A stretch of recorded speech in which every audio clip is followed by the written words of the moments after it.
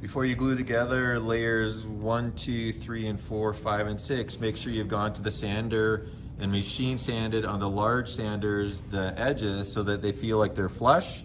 And on layer 3 and 4, especially on the inside edge with the spindle sander, so that it feels like it's one piece of wood. Begin by gluing together layers 1 and 2, 3, and 4, and the position for assembly, the front of the horseshoe shape should be closest to where the line is drawn on the top of layer 1. Or if you look at it from the bottom, the small hole on layer 2 is at the end of the opening for the horseshoe. When you're putting it together, put the glue onto top of layer 3 and 4.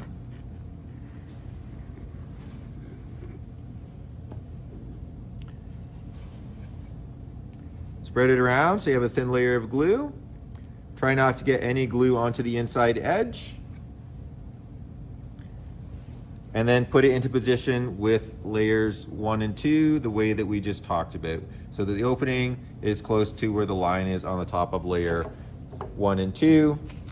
In the vise, make sure you have a paper towel to catch any glue. Put it into the vise and make sure that the edges are lined up flush at the bottom and on the sides. And then put your F-clamps on as well.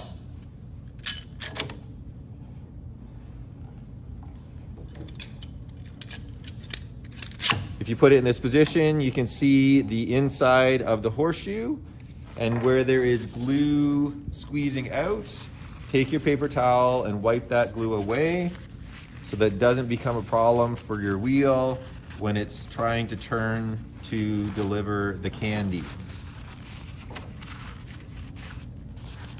At this point, you're going to let this dry for 2 to 5 minutes, and then we will add onto it layer 5 and 6.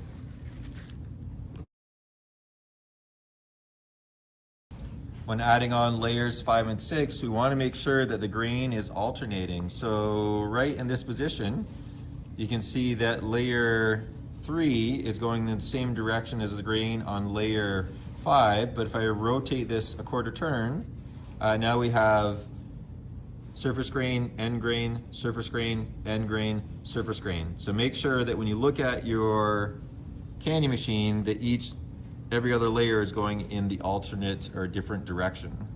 When you glue this, you're going to put glue onto the horseshoe, not onto layers 5 and 6.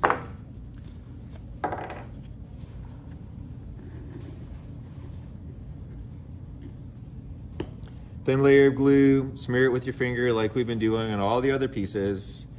Try not to get glue on the inside of it. Make sure that the whole area is covered with a thin layer of shiny glue. And then we are going to place it on to layers 5 and 6. Again, make sure that the grains are alternating. And then put it into the vise with the paper towel in the vise to catch any glue.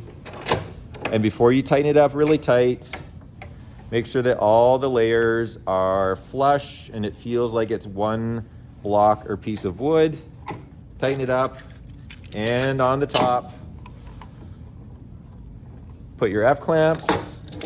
And the very last thing to do after you have your F-clamps on is make sure everything is nice and tight, and then using your pencil, write your name and block number onto it so that you can find it tomorrow.